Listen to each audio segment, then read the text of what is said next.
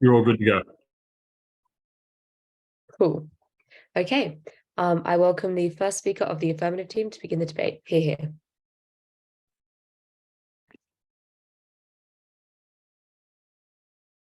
Stopping climate change is, of course, the most important issue in this debate, but notably the EU is one of the only political actors in the world with enough sway to actually do something meaningful.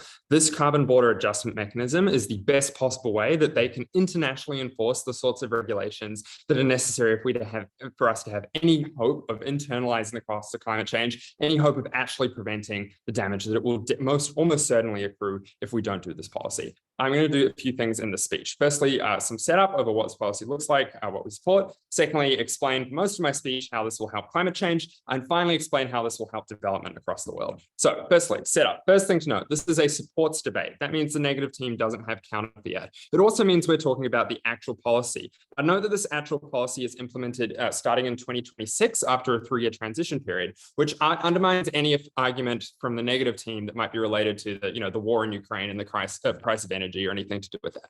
Secondly, this policy includes direct and indirect emissions. So that includes things like transport costs, as well as the direct emissions that go into those products, which is a higher threshold, I would note, than most carbon taxes across the world at the moment.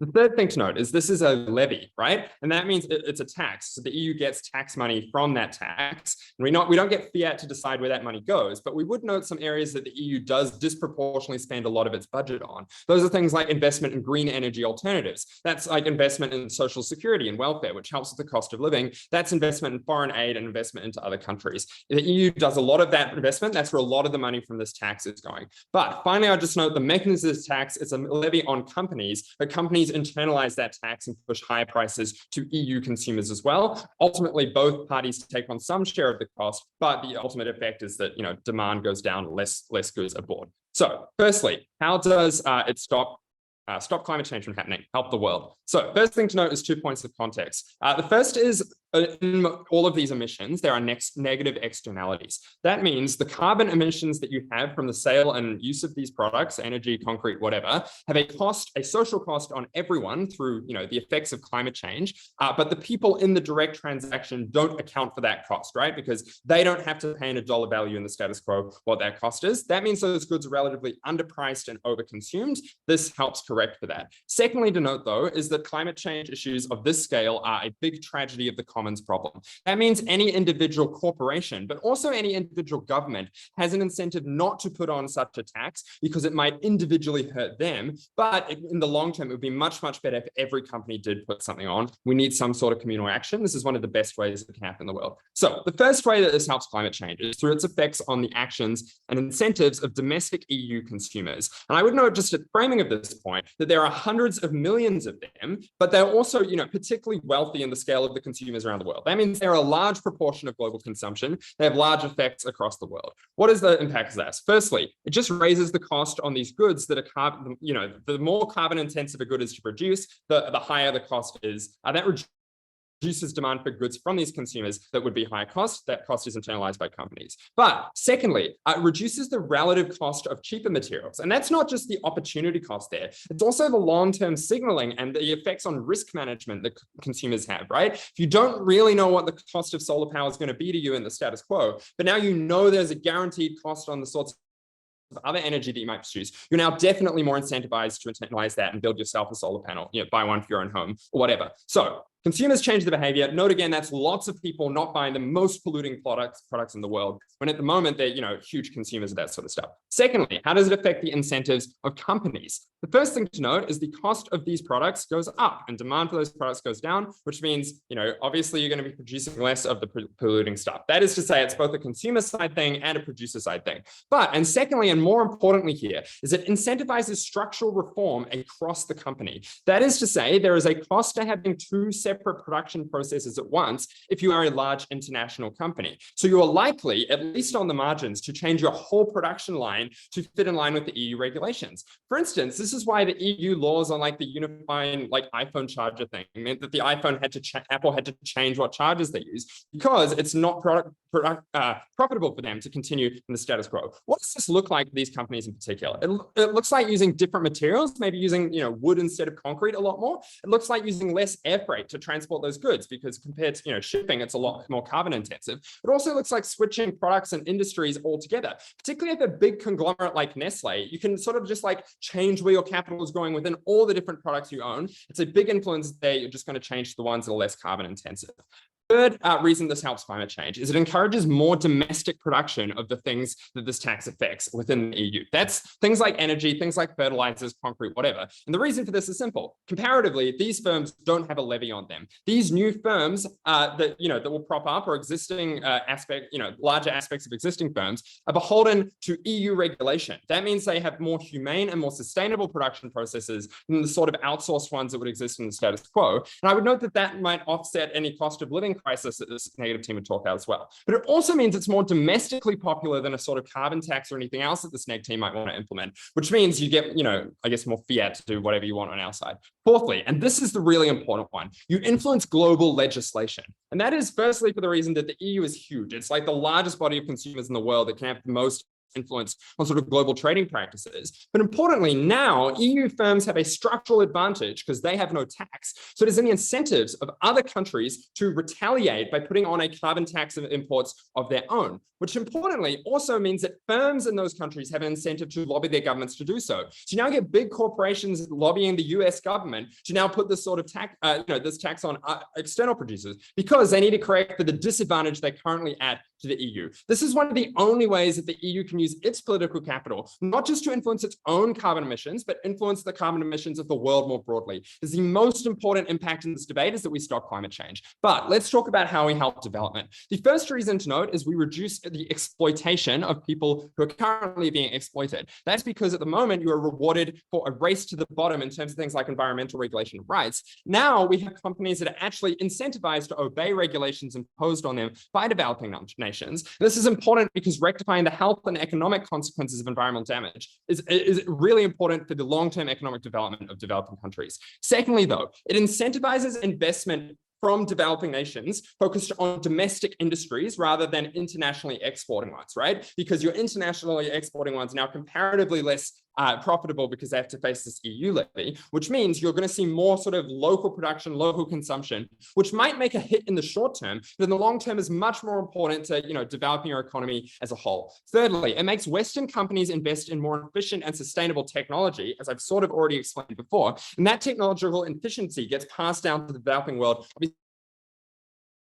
They can make use of that technology as well. Weigh this material, right? Because maybe in the short term, there is a small reduction in the net value of foreign investment into developing countries because, foreign trade that goes into developing countries. That's an inevitable consequence.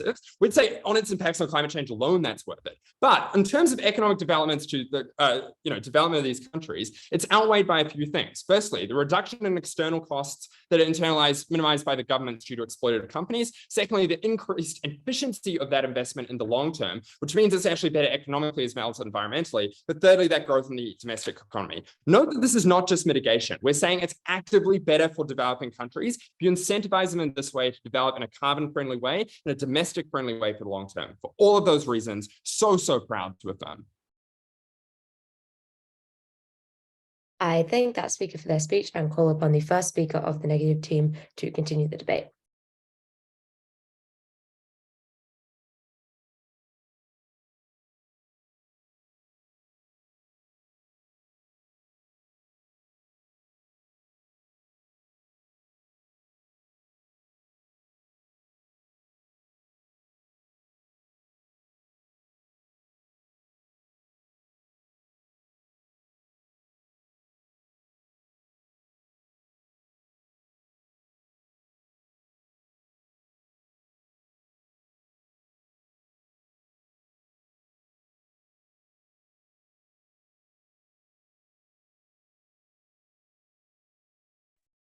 Sorry about that. Just need to set up my notes.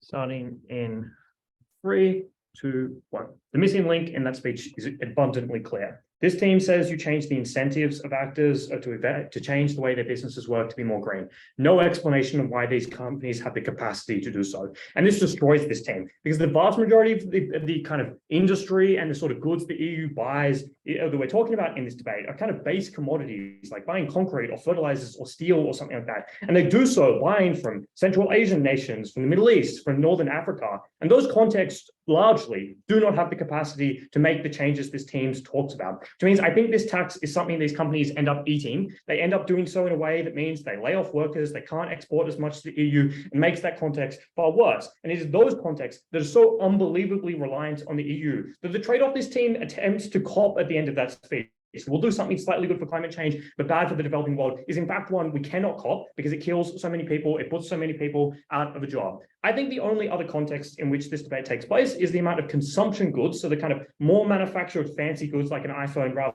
than some concrete or fertilizers. They probably largely come from China or kind of like other parts of Northeast Asian countries. It is in those contexts where maybe they have a few more additional reasons to kind of be able to make this transition in this team's best case scenario, but they are the set of actors that are already moving so because they are companies that are based off reputation like Apple or something like that and don't need this tax to enforce it. But just empirically, even if this team gets this change, if they are able to say, well, Apple's production factories in China are better. They are the ones that produce relatively few amount of emissions rather than the far more basic manufacturing context we're talking about. I think this explains this team's explanation is best case scenario is not very large. I will continue to mitigate this further down. Second point in setup is just to explain that a number of these contexts already have their own carbon taxes, and it's unnecessary to tax these emissions double. That is to say, these countries are likely to already have these tax policies just because empirically the world seems to understand climate change is more of a problem now, and that means that even these sort of developing contexts have started to put carbon taxes in. But they also just have the collective action problem that Will identifies is one that's already resolved by things like the Paris Agreement, which means there's actually a lot of pressure. You'll get fined a lot if you can't make up your own emission changes, which means these contexts have already imposed these things. Finally, it's just that even if you believe that there's a lot of contexts in this debate that are industries that export to the EU currently don't have carbon tax, they're less likely to impose them in the future because this is a competitive disadvantage to them. They're already having to pay for emissions for the vast majority of their economy when they export things. It's unclear why they'd want to put an additional cost on it that only harms some industries, and the industries are the most important in those contexts compared to the status quo where if they have to impose a tax, it is one that directly helps them meet their Paris requirements, so there's an advantage to doing so in that sense, but it is one that equally disadvantages industries in a country, which means no industry has an incentive to lobby governments particularly, which is why climate action is occurring in the status quo is actually pretty good. Will says that other countries might want to impose this tax on themselves to kind of equalize the world here. I think Will explains why the US might be considered doing this, but it doesn't explain why Congo would be willing to do so, because they obviously don't import an awful lot of EU goods. So it's not like they're actually equalizing their economies there, which I think means in this debate, largely this is a debate about should the EU do it or not if the rest of the world would as well. Let's explain why this is so bad for the developing world, which is the vast majority of my case. Then we'll talk about why this is bad for Europe at the end and talk about sort of more international related things. The first thing is to just explain why the EU buys all these goods from these contexts in the first place, because this explains why there's a huge competitive advantage for these countries. That is to say, the EU has a relatively small amount of land, has a lot of like service industries these days. It has a very educated population, which means it's moving away from these things and has been doing so for an incredibly long time. But these contexts just like have a competitive advantage here because they can't produce those higher R&D goods. They can't produce the service goods the EU does. Which means the EU has a competitive advantage in that area in the world. Which means even if they have an absolute advantage at producing steel, they produce very, very few of it because they have other industries they otherwise do. But these contexts are ones that have been producing, say, concrete or fertilizers for a very long time, which is why the kind of base manufacturing goods like smelting a steel is provided a lot by the developed world. It is those countries that are incredibly reliant on those things. They have an advantage to do so competitively, and they produce a lot of it, which means these industries are often incredibly reliant on it. Yes, of course, we can see that part of the reason why these countries have competitive advantages is that they have lower labor regulations and less environmental regulations. But generally, it's just because the EU has other advantages, even if these countries aren't themselves independently particularly efficient at doing these goods, but we think they are. This explains that these goods are way, way cheaper than the EU produced ones, which I think is problematic for Will, because when he says, oh, we'll kind of shift towards EU good, producing our own like steel or fertilizers in the EU, even if this tax makes up a difference here, it's likely that they're still not competitive. It means those countries, the EU doesn't then have an incentive to start making the sorts of goods they do. Finally, next thing, let's explain what is likely to change in this world when we put this tariff on this. The first is just to say, I think this probably will shift production to the EU because it is actually a protectionist policy. This is why this policy was popular enough to be passed in the EU. Second, you're likely to make that shift particularly quickly and badly, which means basically as soon as this switches over in 2026, as well describes, this is likely to kind of screw over companies incredibly quickly. But the current prices and profits that are eaten up by sets of companies in these countries we're talking about, say in Northern Africa, are ones where there's lots of relatively small businesses competing to make basic goods. And there's a reason why there's lots of competition in these areas, because there's very low entry costs to start producing something that has a very basic amount of kind of tools required to make it very basic manufacturing, which means the competition that occurs in these situations means that you can't actually raise your prices very much, because obviously if you raise your price and try and pass on the prices to EU consumers, they will just turn to the next manufacturer that lives next you and buy those goods instead, which explains even if these companies do have a small amount of surplus in the status quo to currently be investing in green technology and make those shifts to make their production more efficient, they can't do so anymore because they're unable to kind of push their prices up, cop those things, and have money to invest in these situations. I think this finally explains why you're likely to shift your selling away from the EU and maybe towards China or something like that. This explains this probably, you can't do this an awful lot. China doesn't have the amount of demand the EU does, but I think it does mean that you're likely to shift your incentives in your preferences, at least some way, which means the EU buys less of it than it otherwise would. Why is this so incredibly detrimental to these countries, to Northern African context, to Southeast Asian context? Because this is just the biggest seller for these industries. The EU is the second biggest economy in the world. It's bigger even than China. And that means they're incredibly reliant on these jobs. These jobs are often semi-skilled manufacturing goods, which means they do get far higher wages than subsistence farming or base manufacturing goods they had prior to this change, which means it's incredibly good for these sets of people. It's moved lots of people up in the world, giving them far more disposable income, giving them the ability to save for a rainy day or save for investment like a new tractor or a nicer house or something like that, which has increased people's quality of life drastically. If you are now incapable of selling this to EU because the EU is buying their own products, or you're selling to China at a lower price, this means there's far less disposable income, far less jobs in this context. And it's likely to be well regulated in these contexts anyway, because there's political pressure on these governments to look after the huge amount of their economies that work in these industries. But importantly, because there's lots of firms competing for the reasons I've already identified, it means that there's actually not as much ability for corporate capture in these contexts, because they have to compete against each other for workers rather than work together to fight the government. They're incapable of doing so. This also explains why these governments are incredibly reliant on tax money in these situations, which means that to build any infrastructure or hospitals rather, and welfare, they're incredibly reliant on these jobs, because these people are better paid than any other subsistence-based working or lower skilled manufacturing that might exist when this turns away in this world. Finally, I think this means you trade more with China, which means China has more leverage on you as a country, because if they regulate you, they ruin your economy, which is what the EU is doing to these contexts right now. It means they need to play more favorably to China rather than EU. And the EU is actually likely to be pretty good at this, pretty friendly. The alternative is an awfully neo-colonialist policy, one that forces people to pay the EU and transfer wealth from the developing world to the developed world. I think that is deeply immoral in the historical context of EU behavior. I'm very proud to negate. I thank that speaker for their speech and call upon the second speaker of the affirmative team to continue the debate.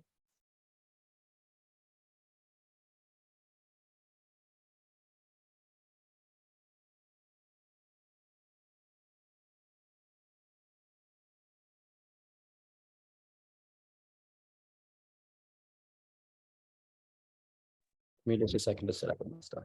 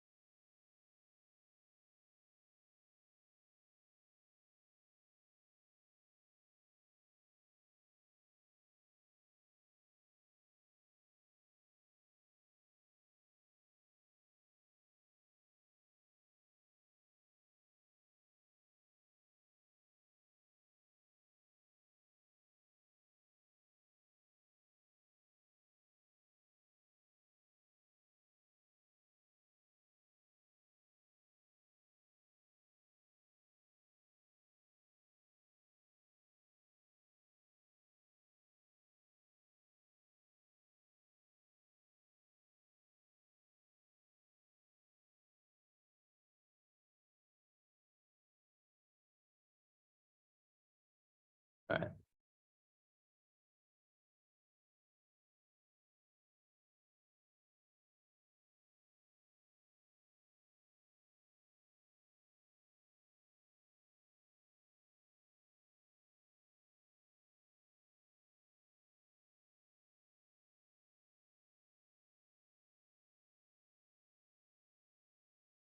Starting my speech in 3, 2, 1.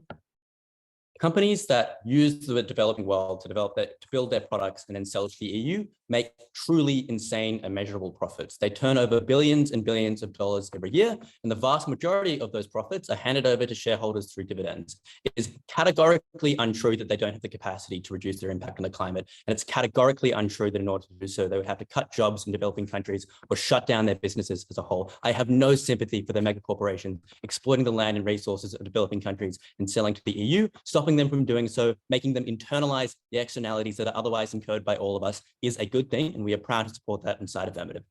2 questions in the speech. Firstly, on the impact on climate change. Secondly, on the impact on developing countries' economies. The first thing we hear from Frankham on the impact on climate change is just that there are a variety of carbon taxes around the world, and there's lots of incentives, for example, the Paris Climate Agreement, for countries to have these kinds of taxes already. First issue with this is it is untrue, and even where it is true, it is being implemented in the future. Many countries pull out of those kinds of agreements, don't sign on to them in the first place, or when they do implement them poorly to get by this kind of international regulation and just look good to their citizens internally, but fail to actually enforce them. Second issue with this, though, is in many countries, even where there is the imperative to have these kinds of taxes, they are just extremely difficult to enforce for the reason that companies have massive lobbying power, massive capacity to skirt around regulations. For example, if India was to have some kind of carbon tax, unlikely they would have the regulatory capacity to enforce that on all the companies exporting goods overseas, meaning that it wouldn't be as effective as an EU carbon tax, which would be far more effective for the reason that they have far greater regulatory power over corporations. Third issue with this, though, even if it were true that carbon taxes exist around the world and climate policy is getting better, it is still a good thing to have more carbon taxes, to have more good climate policy, to impact the climate in a positive way even more, and we are proud to stand behind that affirmative side. Second claim made by Frankham is that places like the Congo would never implement this kind of policy. So our substantive material about how this forces them to change global supply chain and change policies reactionarily. So places like the US will have these kinds of taxes as well, doesn't stand. First issue with this is we were never claiming that places like the Congo would implement a similar carbon tax. What our very claim was that places like the US and China would now have to implement a kind of carbon tax in order to match this policy. And that means that even if it were true that carbon taxes will come eventually around the world, what our side does is force other large countries that are currently scared to take this action because they don't want to be the first step to dive in, now have incentive to do so. Places like the US, places like China, which produce massive emissions, will now have incentive on our side to implement the carbon taxes that are so good for the environment, that massively amplifies all of our benefits. Third claim then made by Frankham is that companies simply don't have the capacity to help the climate. Shut the fuck up, Frankham. You know this is untrue. These companies destroy the environment routinely. They have massive mega profits. They send all those profits off to their shareholders. Their CEOs make millions and millions and millions of dollars every year. Simply untrue. They don't have enough money to pass on these costs to consumers or to change their practices. But secondly, it's just structurally likely that this claim is untrue. Firstly, because capitalism incentivizes massive profits that get passed on to shareholders.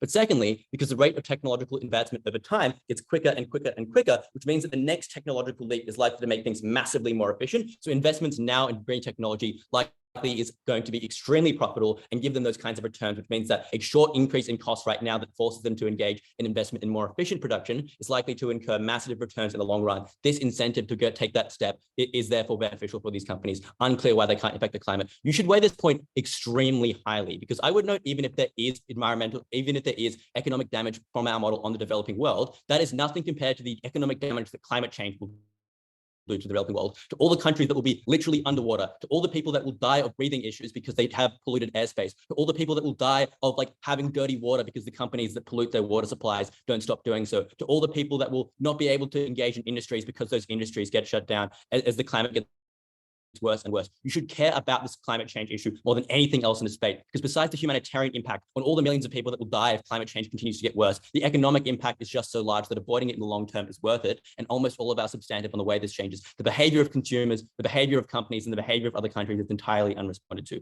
Second issue in this debate then, the impact on developing countries. I will note that we don't really need to contest this because I've already outweighed it with the impact on climate change, but let's do so anyway. First claim from side negative is that you don't have the capacity, and therefore they'll just pull out of the developing world world and move into investment in developed countries producing these kind of manufacturing goods.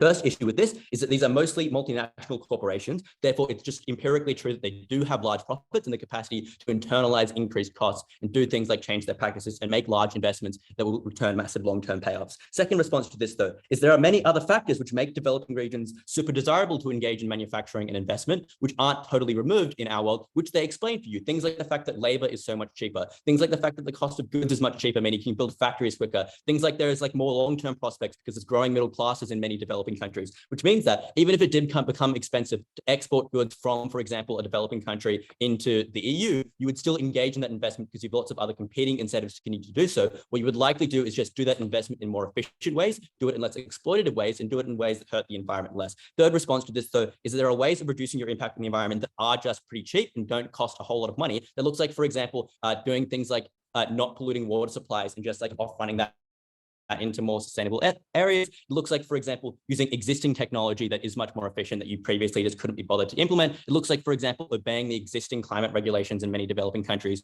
that you're currently skirting around. All those kinds of things wouldn't necessarily massively increase the cost. The reason why they're not done by companies is because they have no reason to do so. Now we give them that reason, they're more likely to do it. The cost doesn't go up that significantly in many circumstances, which means that we don't actually hurt these companies to a significant extent. Second claim then made by Side Negative is that now all of these companies that are currently investing in developing countries would focus on China and they would export to China. The issue here is that developing countries don't have any comparative advantage over China. For example, India is never going to redirect its exports towards China because China has no need to import the kinds of things that India produces. They already have a massive manufacturing industry. They already have a massive production of primary goods. They already have massive access to primary raw materials, which means that there is no reason for China to pick up on that investment that is otherwise taken. It's still likely that the vast majority of this investment goes towards the EU. At the end of all that, they have virtually no standing substantive material on how this helps developing countries. But beyond that, I'm just going to go reiterate all the kinds of substantive material that we'll review and why this is good for the developing countries in many ways. The first and biggest, most important claim is that it's just that this reduces exploitation. And the reason why that's so important is because that's not just mitigation. The cost incurred by developing countries because of environmental damage is fucking huge. Think of all the people that India has to send support through their healthcare system because of air pollution and because of damage to water supplies. Think of all the people the developing countries like the Congo have to support because their lungs don't work or because they're getting sick because of this environmental exploitation. Think about all the costs that are going to occur in the long term because their environment is damaged, their resources are depleted because of these expensive countries. These countries already want to implement these kinds of climate policies which avert these massive costs they have to incur. The issue is they can't because they don't have the regulatory power to do so. The EU does. Implementing these policies on their behalf forces these companies to comply with the existing climate regulation in many of these countries, which they're currently able to skirt around. What that enables them to do is therefore avoid massive costs, and those costs outweigh any small decrease in investment. Second bit of mitigation, a bit of substantive we give you, is that this incentivizes investment focused on domestic sales rather than export. That means, for example, you would invest in a manufacturing plant that would sell goods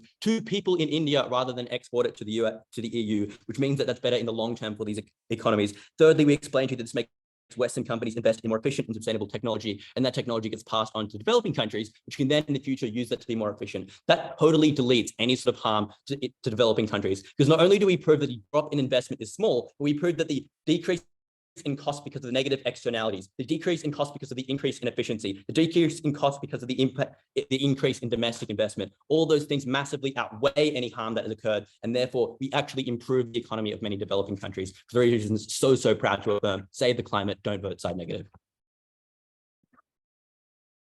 I thank that speaker for their speech and call upon the second negative speaker to continue the debate. All right, just checking that I can be seen and heard. Yep, you're good. Great. Give me a second here.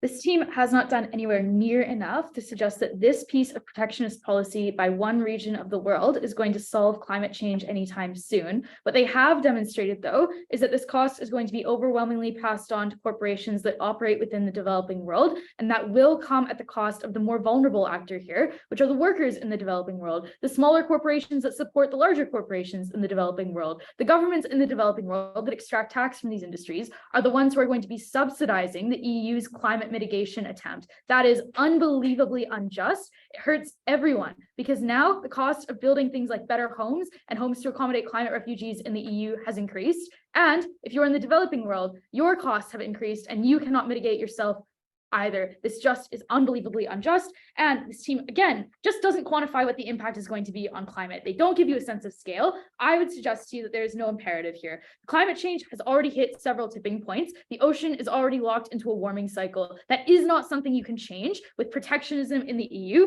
It will not happen anytime soon. The last push that they give us on the imperative is they suggest that this will influence China or India. But if you read the topic in the info slide, those countries are just clearly out of this debate. They are not producing things like concrete or fertilizer. They're producing things like pharmaceuticals and electronics and services and other more technical manufactured goods. That is not what this targets. This targets fertilizer, it targets concrete. Let's then talk about who these corporations are. Again, I would like you to note that the characterization Charlie gives in their speech just doesn't make any sense and is incredibly unreasonable. The first thing that they suggest is that these are corporations that are both multinational but also operating outside of EU borders. I would note that many of these corporations likely escape this tax if you believe that they are what Charlie says, because many of those corporations would be headquartered in Northern Ireland for tax mitigation reasons. It's unclear if they need to pay this tax. It's unclear if they're considered to be, how they would fit into this regulation. I would suggest that that type of company probably is not targeted by this. But also, the MNCs Charlie describes don't sound a whole lot like concrete producers or fertilizer producers. They sound a lot like oil extractors or other primary resource extractors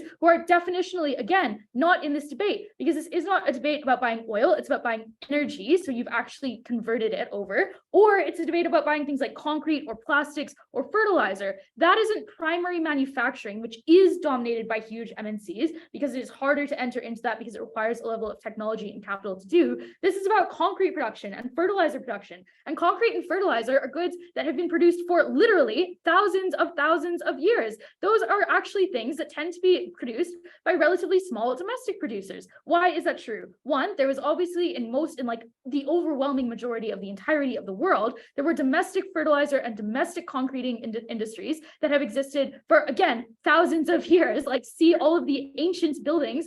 See the fact that you had things like Roman concrete that existed thousands and thousands of years ago, that fertilizer has existed for hundreds of thousands of years and been used in agriculture. There are relatively low production or low startup costs in engaging in these industries, and developing countries recognize that this was something that they could foster and protect. So often those developing countries engaged in processes of protectionism to foster those infant industries because they were small scale at the time where this type of globalization started to occur, and then they were able to be built up into larger companies that were able to begin not just satisfying the domestic market but also exporting overseas. Often the way that works it is a collection of very small companies that have existed for a while that are domestic, that then either coordinate actions amongst themselves to manage the process of export, or they might do things like use government processes. For example, governments would set up something like a concrete board where all of these small producers sell to that board. Then that board has a pool of concrete, which it then sells to the EU. It collects the profits from that and distributes them down proportionate to how those companies have sold. I guess that sounds kind of confusing, perhaps,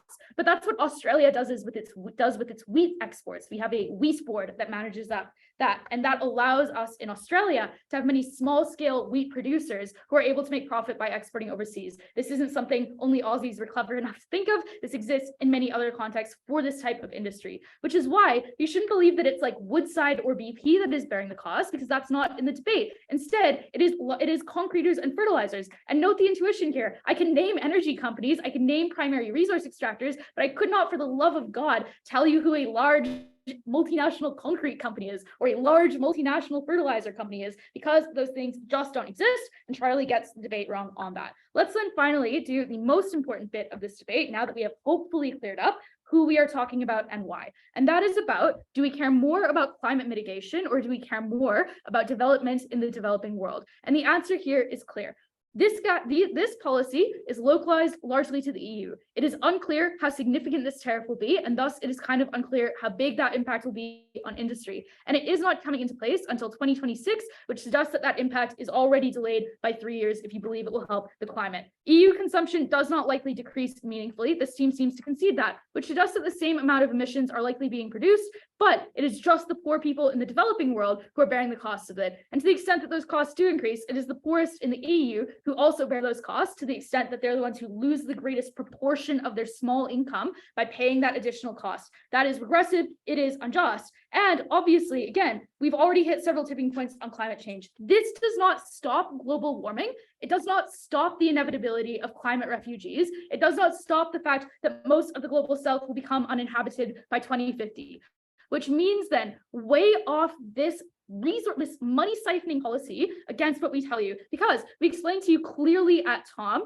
that 2026 is not long enough for these corporations in the developing world to actually reform such that they would not be subject to this tax, because they are in the developing world. They have low savings, little access to credit, little access to the technology that they would need. That will not change by 2026. So that doesn't happen. The best case for this affirmative team is that you take jobs away from Central Asian concreters and you move those jobs into Poland, and instead you produce concrete in Poland. But that is also unjust, because in the context that we're talking about in the developing world, whether it is Central Asia or North Africa or Southeast Asia or South Asia, those are places where people have far less access to alternatives when they lose their jobs. They're in undiverse economies. They may not be able to find any other job at all. They have little access to retraining or education because their governments do not have that money. They do not have access to a welfare state. They have very little scope to migrate other places, because their passports are often quite weak and migration is quite difficult, and they don't have education, which would allow them to access things like skilled visa programs. Those are people then who are trapped, who are unable to leave and have few alternatives. Compare that to the people in the EU who have many alternatives and access to strong welfare states. You should care far more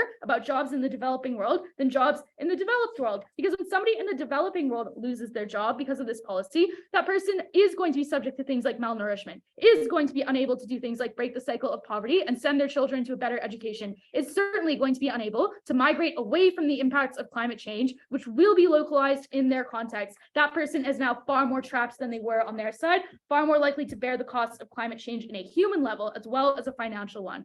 And note then that to the extent that you believe the mechanism that Charlie provides, which I think is actually relatively persuasive, that perhaps the US or perhaps Australia or perhaps Canada or New Zealand would take on this policy, that means that harm of siphoning money out of the developing world and stealing it and putting it into the developed world is just exacerbated even more dramatically. If the United States does that, that takes money away from Latin America and puts it into American pockets. Unbelievably unjust. Clearly a form of like some form of neocolonialism, and also clearly takes away from the ability of the people who are most harmed by climate change to protect themselves or to escape.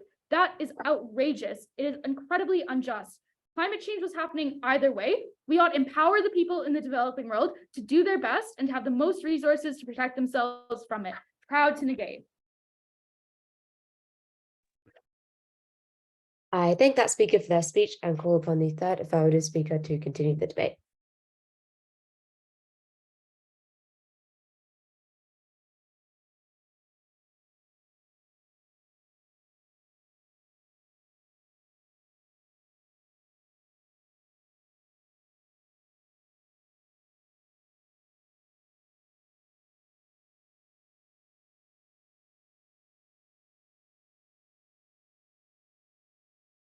Jordyn wants to make this debate about small 1,000-year-old concrete pouring families. But the very reason that they are small local concrete families is the reason that they are not exporting concrete en masse to the European Union. They are producing and selling their products domestically. They are not the ones who get massively affected by this policy. And we tell you right from the start, it is overwhelmingly the multinationals who export in the billions of tons who do the most damage, the ones who suffer the most economic cost from our policy, the ones who reform the most. I'm going to look at three things in this speech. Firstly, on whether these companies have the capacity to pay, secondly, on the environment, and finally, on developing economies. On capacity, the entire negative case is contingent on this idea that, well, a lot of these developing nations and their companies just don't have the capacity and the stuff about concrete. Three responses to this.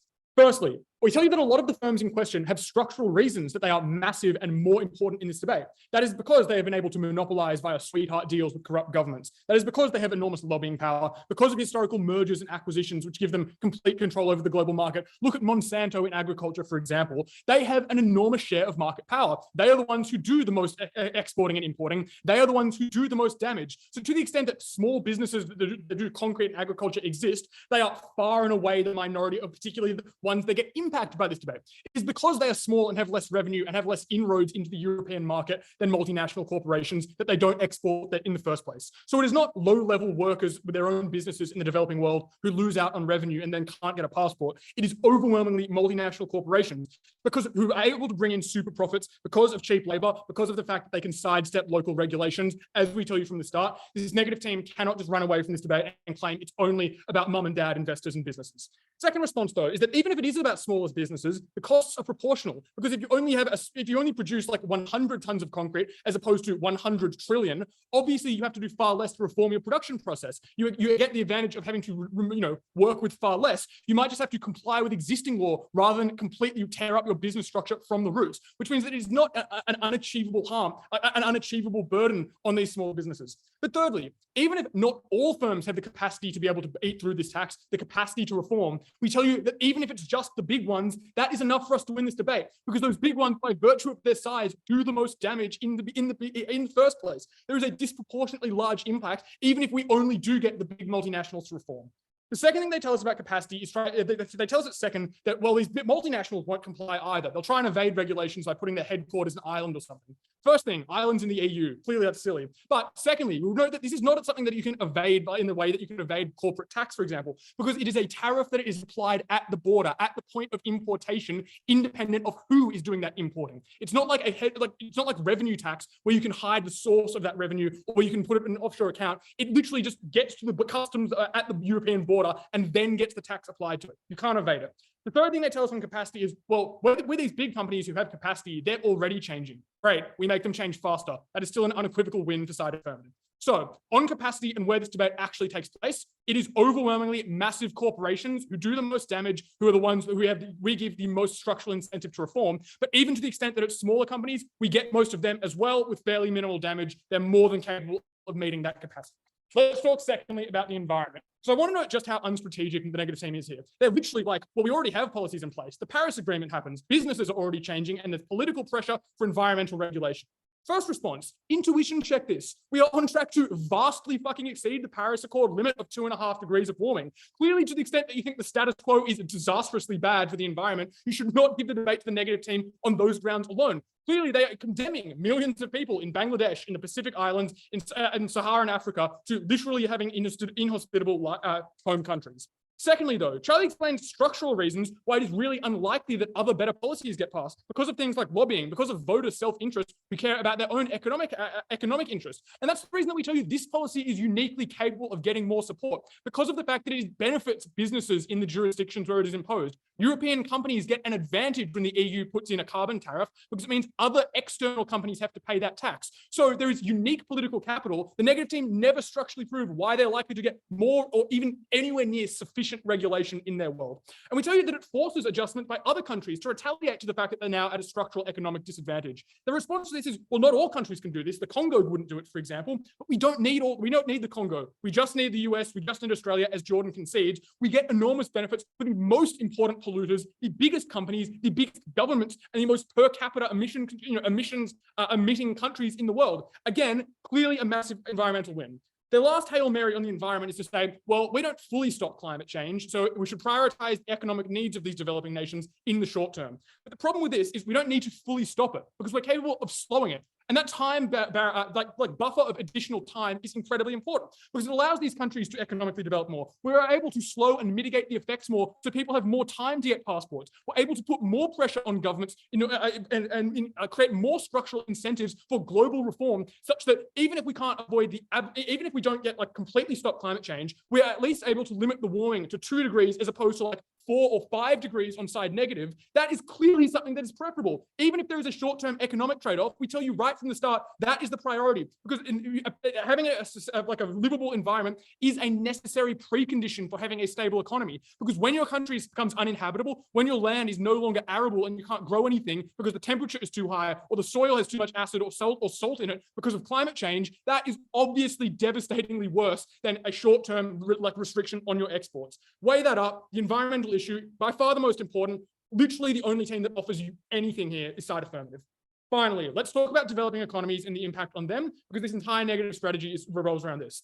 The first thing they tell us, actually, not the first thing, the thing they tell us nearly at second is it's immoral to put the burden on the developing world. We tell you we don't. We put the burden on EU consumers whose products we make more expensive and developed nation multinational companies who are the ones who are profiting the most and exploiting the most from the status quo from not abiding by environmental regulation. The cost falls disproportionately on those who have the most capacity to pay it.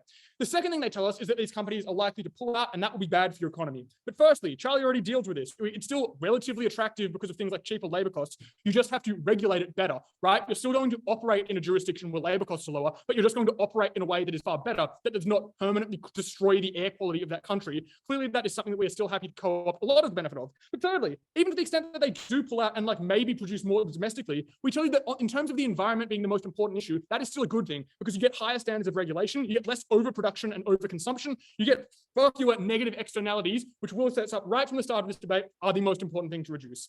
The final piece of substantive they have is, well, they'll just turn to China or alternative economies instead. But firstly, why? China doesn't need agricultural goods or low-value manufactured goods, which is what these domestic, developing economies specialize in producing. China has massive surpluses of both, so there is no comparative advantage. It's unclear why China would want to import those things from you. But secondly, we tell you that this ignores our setup, because even if China gets a little bit more attractive, the EU is still the single largest economic bloc with the wealthiest consumer base on the planet. Obviously, you still want to export there, even if that becomes a little bit more expensive, because that is where you can make the majority of your revenue. I want to know, we tell you a bunch of things that do not get sufficient response on economics in this debate. That exploitation has its own set of direct economic costs on the workers of the developing world this negative team cares so much. Charlie explained that the economic consequences of climate change get substantially worse over time. And at no stage does this negative team ever give us a reasonable explanation as to why it is worth condemning those countries and all of the people in them to a 5-degree world of warming, to a world in which they have no economic or environmental capacity to live. For all of these reasons, it is very clear the border tariff is a fantastic idea. Put it in. I thank that speaker for their speech and call upon the third speaker of negative team to continue the debate. Cool, just checking I can be heard. Yeah, you're good. Awesome.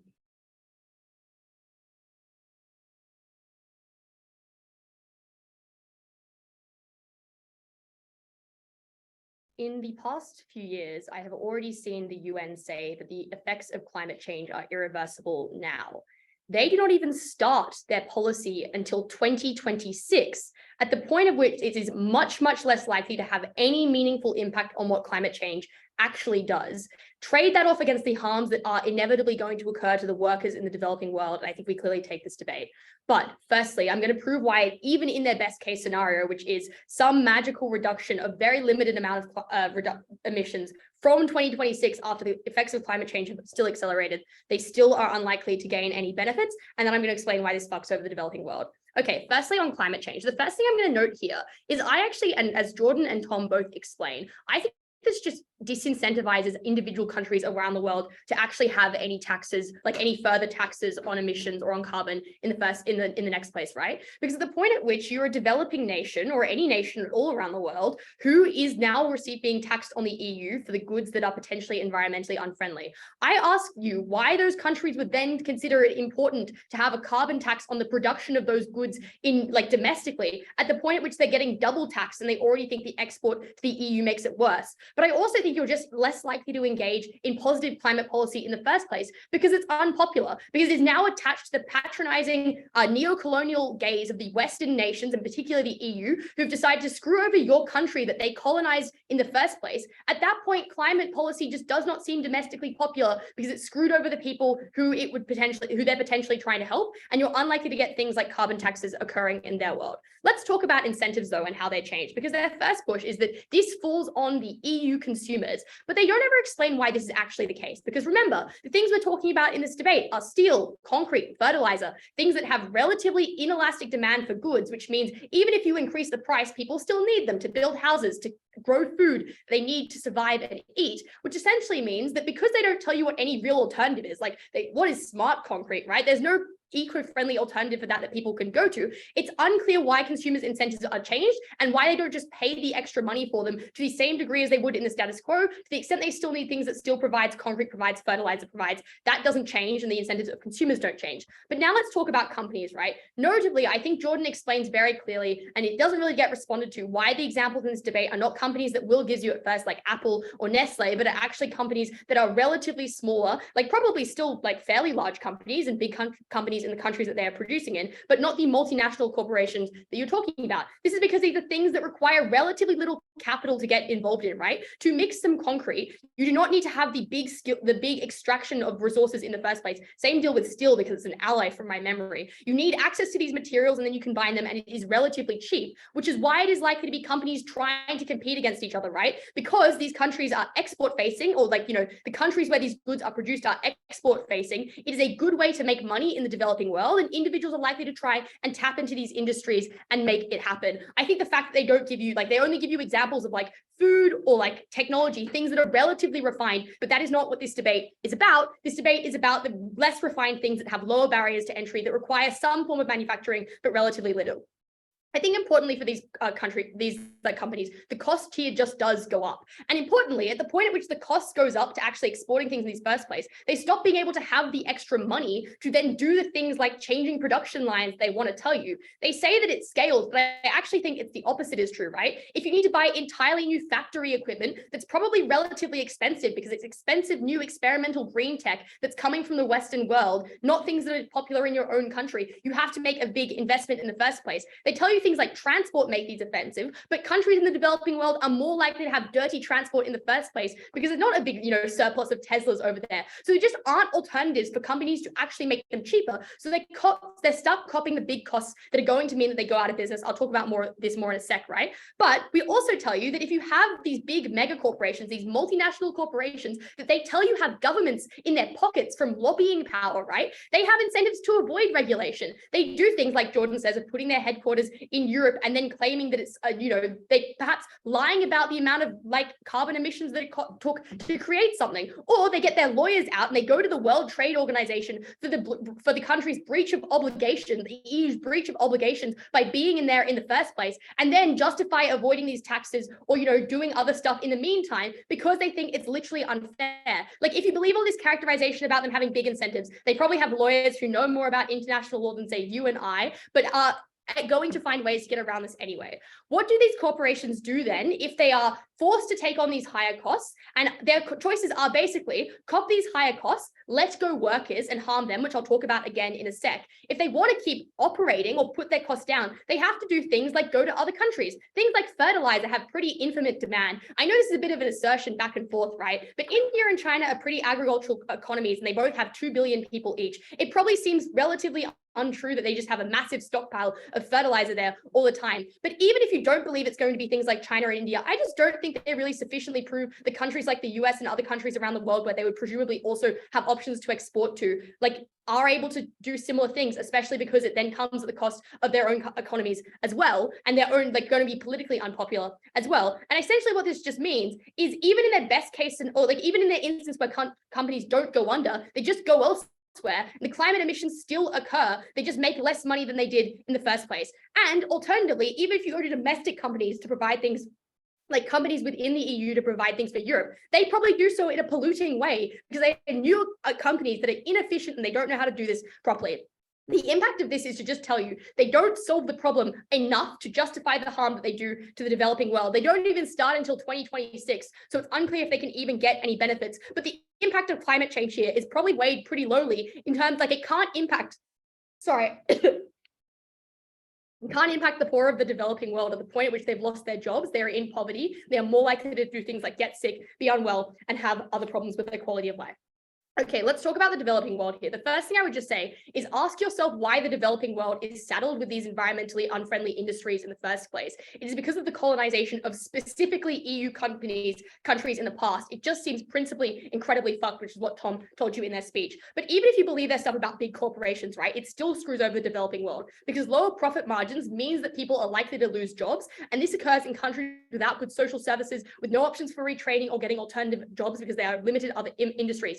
obviously then this harm is even worse if companies also have to structurally change afterwards. I would just think, who do these big companies extract this money from, extract this extra cost if you believe that they're relatively evil? They probably don't extract it from the consumers in Europe because that would decrease their demand. They probably do it to the workers in the developing world, whose governments they have in their pocket because they provide a huge amount of money to and resources to, because they often have monopolies because they're massive MNCs. And it's these workers then who get less pay, who get worse working conditions, and who are now less regulated in the world in which negative team is talking about. It's obviously then as well way worse if you believe our probably more likely characterization that these are individual corporations, many of whom probably have to shut down in this alternative world where they are taxed by the EU. As Jordyn explains, the impact of this is very important. It takes people's ability to leave climate disaster, it takes people's ability away to leave climate disasters, but also in the short term, it's something is incredibly detrimental to people's ability to feed themselves and their families and to survive things like the ongoing impacts of climate change. They cannot prove that they solve climate change. They get a very speculative benefit, but even in their best case scenario of multinational corporations, this incurs huge harms upon the developing world. And that is why we win this debate.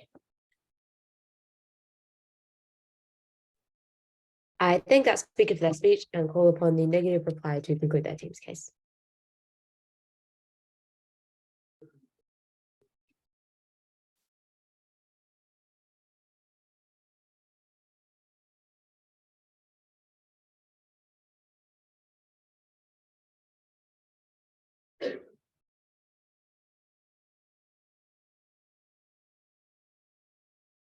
I want you to think about the moment that this policy comes into place and the moment that this tariff starts being imposed. What happens instantly? The first thing we prove to you is that this is going to get passed on to the most vulnerable people within this supply chain. It will not be passed on to consumers. It will be extracted by all of the multinational corporations, to the extent that you believe that's who we're talking about, acting to pass that on to their producers, to the smaller people within their change, to take it out of people's wages or to cut back on safety. That is what is likely in the world of our affirmative team. But on our world, we explain that it isn't just multinational corporations as well.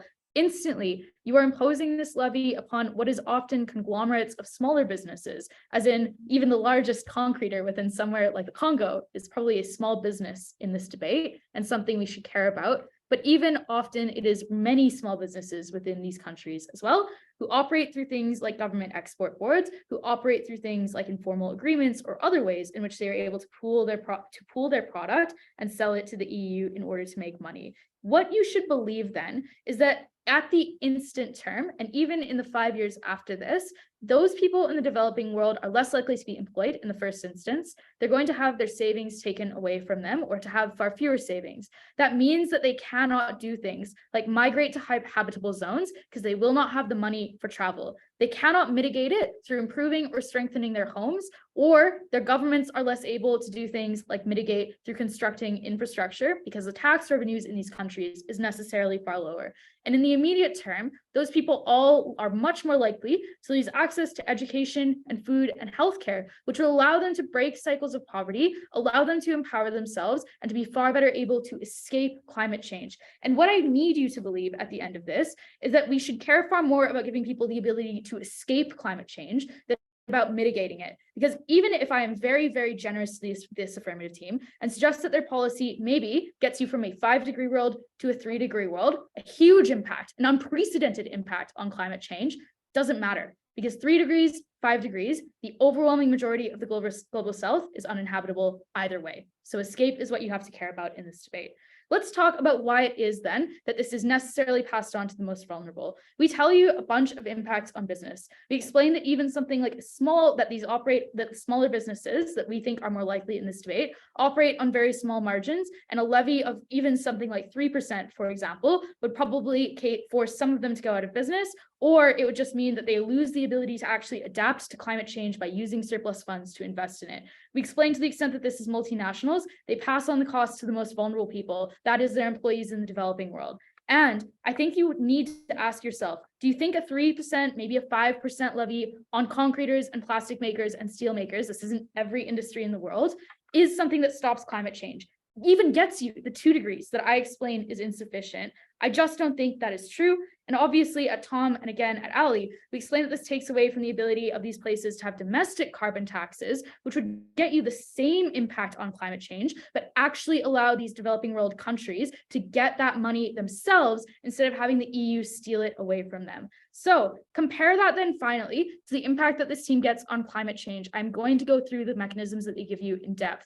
The first thing that we explain is that it is not likely to change things like global consumption of steel or concrete or fertilizer. Demand for those things is unlikely to change meaningfully. We explain to you that this doesn't really have an impact on the largest emitters. This is not likely to target the US or China or India. China or India just don't produce the goods that are in this debate. Neither does the US, and the US doesn't export much to the EU anyway. We explain that this takes away the capital that countries and companies could actually use to mitigate climate change and to engage in research and development in clean technologies.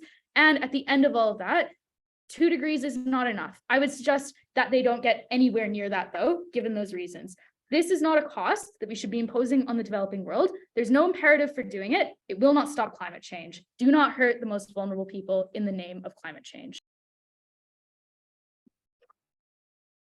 I thank that speaker for their speech and call upon the affirmative reply to conclude the debate.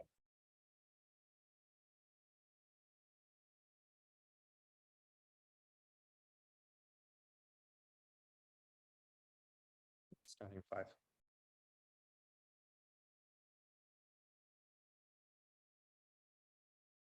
Negative team says there is no imperative to do this policy. But of course, the imperative is climate change, because as much as they try to gaslight you into saying that it's going to happen anyway, the simple fact is every 0.1 degree increase in climate change affects tens of millions of lives. Anything we can do to stop climate change is going to be worth it in the long term for the most vulnerable people in these countries who do not have any alternatives. I'm going to do 3 things in this speech. Firstly, let's ask the question of whether importers are large or small firms. This is important because if we can improve their mostly large firms, then 99% of the positive impacts of this negative case don't occur because it simply comes out of their profit margins, which were characterized as huge.